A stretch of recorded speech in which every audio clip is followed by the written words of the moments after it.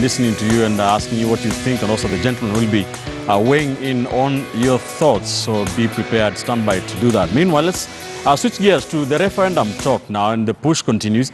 A lot of several developments did happen this week, including a very rare convergence of ideas between Raila Odinga and William Ruto, agreeing on something, and that is the inclusion of cabinet secretaries to sit in parliament. Remember that 6-point recommendation list by the deputy president, where he said that CSS should be ex-officio members of parliament. Raila Odinga did agree with that. Of course, there are significant differences between how they want the referendum addressed. Is the referendum issue a Raila Ruto affair? We shall be getting into that. But very quickly, let's talk about the issue of the Building Bridges initiative. I spoke earlier this week to political scientist Barack Muluka, who told me he was worried about what will be happening with that referendum question, especially with that handshake between Raila Odinga and Uhuru Kenyatta. Are Kenyans going to see the Building Bridges be the team to draft that referendum issue? Let's listen to what he had to say. Sometimes you get the impression that it's a team that is going to come back to the country and report some choreographed and rehashed matters, which then the country may be invited to ratify by way of a referendum. All right, that is Dismas, the view of Barack Muluka. What is your take on that fear that the Building Bridges initiative could be tasked with coming up with the referendum issue and, push it down the throats of Kenyans? Is that a genuine fear? As a nation, and using the words of the late Omalo Kijana, we'll keep on wallowing in the miasma of impunity, mediocrity, and corruption if we just allow the Building Bridges initiative to guide us. Because this referendum is not about Raila Odinga, it's not about Ruto, it's not about Kenyatta, but it's about all of us. And all of us must be key players, must be key architects. We must be engineers in this process. And also having a referendum that does not address economic issues is a waste of time. Because right now, from the figures coming from all over, we have massive corruption. Everybody's lying about the economy, but there's no money running around. So we cannot again have another referendum which is only aligned to the selfish interest of two personalities. And you recall a number of political leaders have indicated to us at times above number that this thing is not about Raila Odinga or Ruto, it's about posterity. And you recall last Sunday, Musalia Mudavadi indicated as much, that this thing is supposed to be about Wanjiku. Now, if we don't align the referendum to serve the interests of Wanjiku and the economic interests, then we will be having a referendum every 5 years because we will not be sorting out issues. And as Esbon indicated, and he quickly did a U-turn, Raila Odinga and Uhuru Kenyatta have got political capital unmatched in Kenya.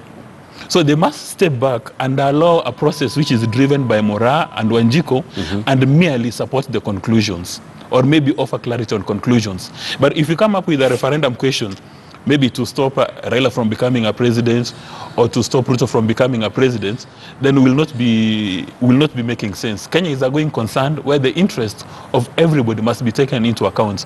And in my view, it's time for Mora, Wanjiku, and Afula to stop listening to politicians who are not discussing economics. Because we cannot be attending funerals and weddings and rallies across the road, and every time people are discussing, it's just about their selfish interests. It's time for us as a nation to sit up and say that we'll only give audience to somebody who discusses politics. If you're not discussing politics, even as Ben Kitili, don't give those people coverage in your news bulletin. If they keep on saying, Tanga Tanga, Kieleweke, if they're not telling us how we are going to be fighting the public debt, please ignore those guys. If they're not telling us how to increase market for our tea and coffee and carvings from tobacco, ignore those kind of people. All right. Mark, a lot of talk seems to anchor the issue of the referendum on the 2022 election or on Raila Odinga and William Ruto. Are we missing the point? Absolutely, absolutely. The truth of the matter is that if we anchor the referendum on stopping William Ruto, on stopping Raila Odinga, on Uhuru Kenyatta serving a third term as Prime Minister. If we anchor that referendum on that, then we are not only short-sighted, but we are like children playing with matches. What must be in our minds is two things. Number one, every Kenyan must today be as selfish as possible. Ask yourself, what is the most profitable referendum to myself? That is the most key thing. And I'm not talking about yourself, your tribe. I'm not talking about yourself, your village. I'm talking about the individual person called Kamau, called Njoroge, called Wekesa, called Nekesa, called Mora, called whatever. You need to be as selfish as possible, because it is that selfish interest that will guard you from being abused by the selfish interest of our leaders. That being said, the second thing that every Kenyan must be aware of is that you must make a referendum which you will be okay with if the person you hate most wins that position. That's how you must think. That if the person I am really trying to stop, if by per adventure they were to win the position I'm creating, I'll be okay with it. So if you're creating the position of Prime Minister to stop William Ruto, then you must make that position in such a manner that you're okay if William Ruto wins it. If you're creating a position of a ceremonial president, you should also be okay that the person you're stopping, if they win that position, you've created the checks and balances necessary that the devil himself can sit on that chair and you'll not feel the difference. You must be able, like the Americans, to insulate yourself from the excesses of a Donald Trump. That being said, all right, finally, I have been accused many times of living in utopia. Let me now for once step on earth. This referendum is not going to happen unless Wanjiku is willing to do a trade-off with the big 3 or 4 politicians in this country. We must learn to negotiate. The negotiation is this. The big politicians are fighting for their political survival. In other words, they're fighting for a chance to win, and if they lose, they're fighting for a chance to still be included, whether it's in parliament, in cabinet, or whatever, after losing an election. That's what they want. Now, what Mora and Wanjiku and Nekesa and my mother Navai must do is they must realize that if that is what they want, let us do a trade-off. And that is what is going to boil down to. Right. There'll be a trade-off between what Nabai wants and what Raila Odinga, Uhuru Kenyatta, William Ruto want. Hesbon, question here for you. What would happen if Kenyans did anchor the referendum on the two gentlemen, or the handshake, as it were, and then a few months down the line, Raila Odinga and Uhuru Kenyatta disagree because we do not know what's between that? What would happen then? I think that would be a catastrophe, and it basically would give us the situation that Dismas is talking about. It would mean that every other election cycle would be thinking of changing our constitution because we made it for leaders who didn't get what they wanted, and now we need to make it for another set of leaders thinking that now we will get what we want as they get what the leaders want. And I think it's unfortunate that Kenyans think like that. From where I sit, I want to believe that whatever we want to, whichever way we want to look at it, I want to assume that President Uhuru Kenyatta, being that he has said it in the public domain that he's not interested in any position, he will finish his term and go to Gatundu, means that he is giving us an opportunity to make this referendum, and is giving the framework without any recourse to him because he's exiting. And it's the same thing with the Right Honorable Raila Odinga, that he has given all indications that he has done his part and he just wants to leave a framework that is a lot more democratic. But we're not sure of that, are we? Yes, Raila Odinga could still be on the ballot. ballot. But there's a cushion. Even if he's still on the ballot, you know, there's a way in which we cannot be preemptive to say that the individuals who are charged with the responsibility of heading the Building Bridges initiative are stooges of these two politicians, and they're walking around the country collecting views which are already predetermined. I think that is self-defeatist. You cannot be that pessimistic. You cannot speak the way Barack Muluka is speaking and expect to make sense. I mean, we are talking about Senator Yusuf Haji. This is a track record career technocrat who headed actually served the longest time in the Rift Valley, which is one of the most volatile regions as a provincial commissioner. So he has experience, and you're talking about Senator Amos Wako, and of course the framework that they've been given. If they're going around the country to collect views, I want to come back to what Mark is saying, that we should give our views so much so that even if the political class has an interest, the weight of our views is such that they'll have to give in to us. And I think going forward, Kenyans need to understand that this referendum will only serve the interest of Kenyans if we claim a stake. And we cannot claim a stake by sitting down and saying that the building bridges is going round. All right. Let me cut you short a bit. Let me be the devil's advocate here. You have a point that you cannot just rubbish the building bridges initiative, but truth has to be said. There's some kind of amorphous vibe around it, and anchoring the referendum on it would be a bit foolhardy, wouldn't it? You see, and you know, that's another narrative that is created, that the referendum will only be a product of the Building Bridges initiative. I don't think so. I mean, all these things have to come back to Parliament. And in Parliament, what happens? We have representatives of the people. It's only that part of what will come back to Parliament will originate from the Building Bridges initiative. And it is a lot more inclusive in the sense that it is going to the ordinary mwananchi. And I think the tragedy that you're facing today is that people know where politicians are going to hold their rallies, but Kenyans don't know where the Building Bridges initiative is going next. And that, if that is the narrative that the media can carry, so that we don't talk about Kieleweke or Tangatanga, people get to understand where are they going next, and to what extent can we go and give our views. Because if we talk about economic development, politicians addressing the economic issues, you know, politics is supposed to address everything. Okay. If you're a researcher in a university, politics is supposed to provide a framework where there is funds for your research. So it's not like we should run away from politics, whether you're an economist, a businessman, anything. Get into politics. Good points. And look at how that politics can speak to what you do. Kipchumba referendum vis-a-vis building bridges. I have rendered my opinion about the Building Bridges initiative more than 20 times, and it has not changed. It remains one. Let's hear it once more. Anything that is not grounded in clear, in black and white legal framework, for me is a no. We cannot build a country where it is the foundation of the country is on emotions of two individuals. Whereas the handshake itself has calmed the country, and I do agree there is a lot of benefit we have gotten from it. I do not agree with the framing and the legal architecture of the Building Bridges initiative. Because one, the Building Bridges initiative do not have the mandate, the legal mandate to come up with a referendum question. Every Kenyan retained the repository right to craft a referendum question of their choice. We can have 48 million referendum questions. That is a right that we must tell the people of Kenya here, that building bridges do not carry any of our liberties. The other thing is this, the discussion on referendum, I retain my original thinking that we cannot talk about a referendum when we have not audited the weaknesses of the current constitution, and we do not know what we are really going, we do not have a real discourse apart from the political hubris and pandering. The other thing that we must look at, this referendum, and I am not a son of an oracle, I am not an oracle myself. The earliest it can happen is when we are voting in 2022. The other thing, I am not an oracle again. That is the Deputy President's view as well. I am not sure, but I don't know. The other thing is that those building bridges report, when it will go to Parliament, it will be shut down. Okay. I don't know how, but when I put on... No, I'm still addressing.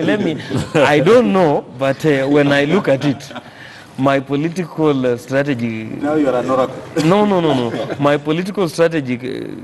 mind tells me when I look at a lot of other activities around there, it cannot. The simple reason is this, the referendum, those pushing for referendum, it is a clash of two things. It is a clash of ethnic majoritarianism and what we call the elite democracy. Political scientist students, I hope they're taking notes. Yes, the ethnical majoritarianism here is these people who are opposed to the boardroom deals. The elite Democrats here who come up with what we call the elite consensus, the Atuolis, the Odinga Caliphate, the people who want to bring on the board, Odinga Caliphate. People want to bring on board a certain thinking. That is where the problem is. This referendum... Mark wants to... Yes, but let me finish. He will not... This referendum will have served Kenyans if it was a bottom top kind of thing, and if the Building Bridges initiative had a framework.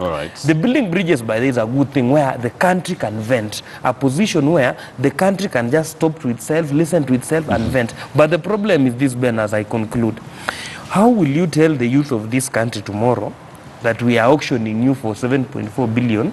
You come, you are talking about building bridges. You cannot build bridges with broke people. We are quoting a revolution. Okay. You cannot build bridges with people who do not see a future. When a young mother carries a dead those kid, young people to go and vent at the building bridges, say they are hungry, when a they young don't mother have jobs. carries a dead kid from Bagadi to Kenyatta Hospital, Good I point. join this mass by saying, Mark wants if to keep we you do honest. not have Mark, an what do you want to economic say? liberation in the referendum, is not worth our time. The narrative that is getting tired, that Kenya is a plutocratic democracy and there is better plutocracy in the hustler plutocracy versus the dynastic plutocracy, is a false narrative. You cannot say that I am wealthy but nice, but the other person is wealthy because of his father and is wealthy but bad.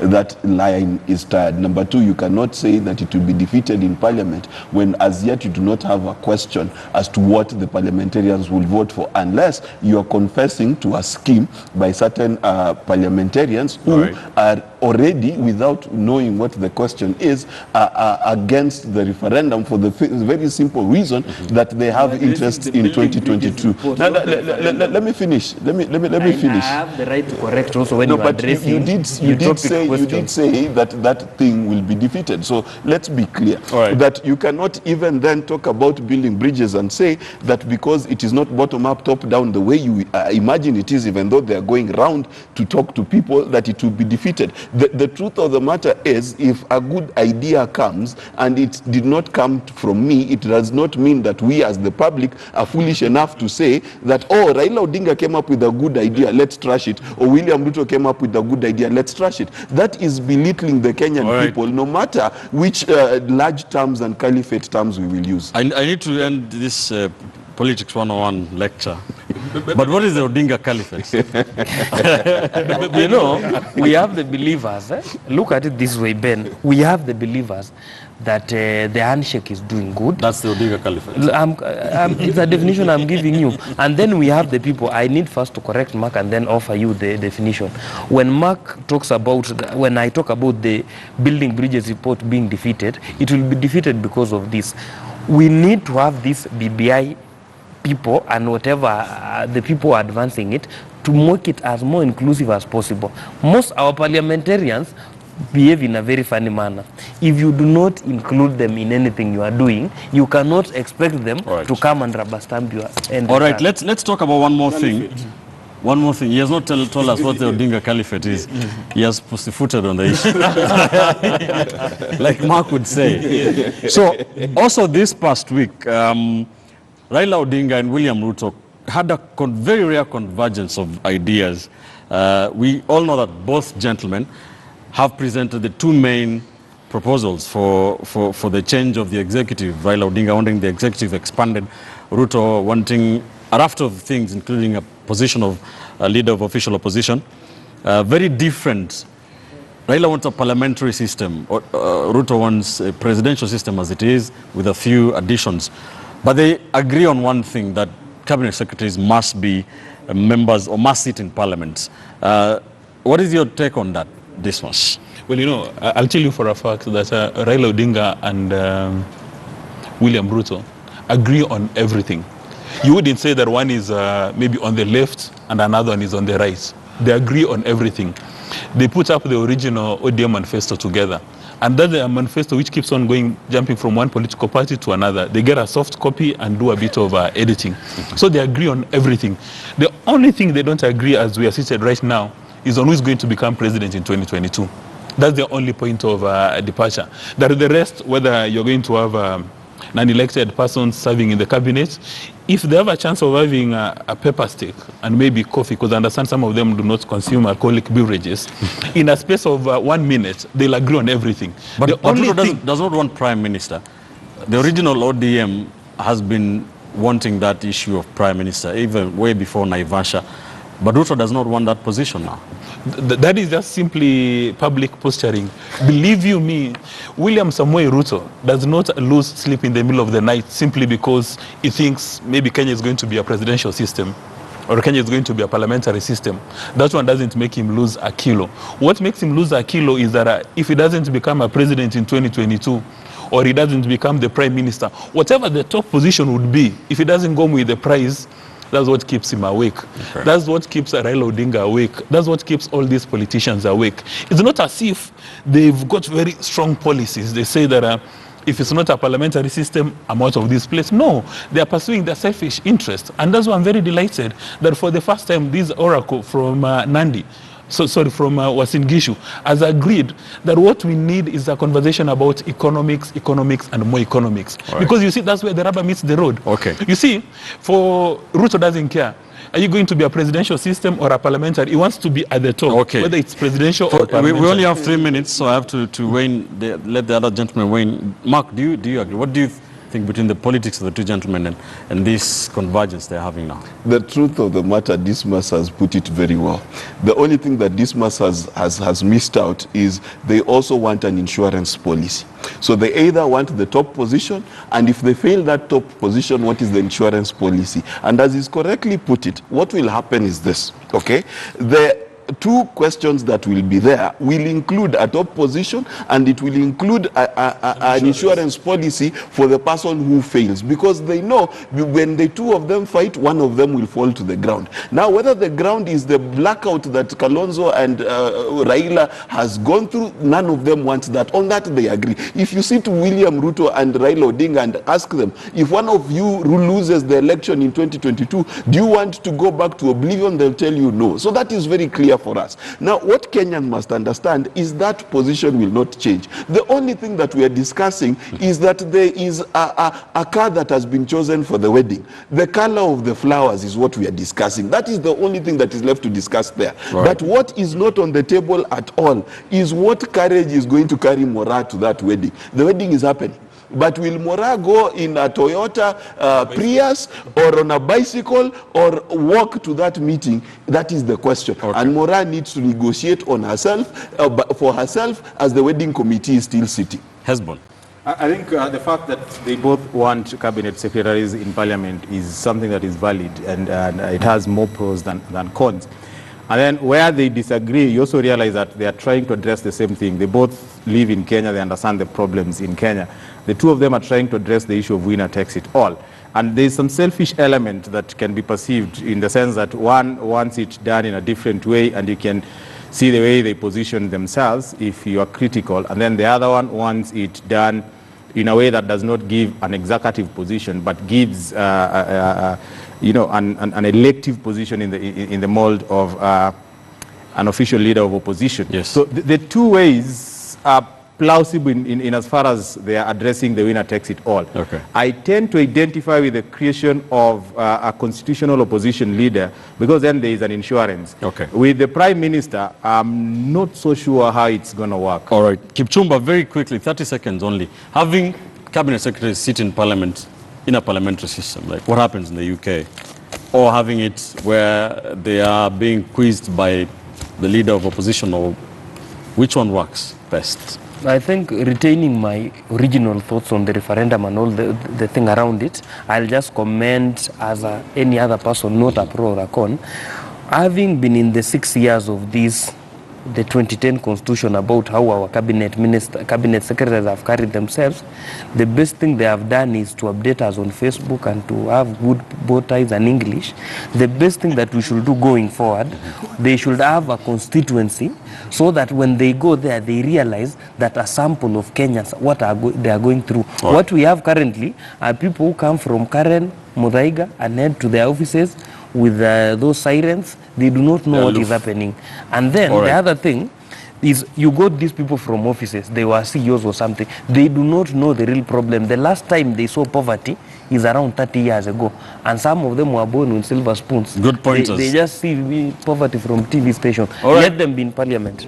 Let's take another quick commercial break. Of course, we shall be following up on the issue of the referendum push and tell you what is happening as the story continues to develop. Let's take a quick commercial break here on Sunday edition. When we come back for the final round, we shall be expecting your calls or Skype. You can tell us what you think, what your questions and comments are on some of our discussions today. Uhuru Raila in Kisii, the referendum question, and corruption in government. Stay with us.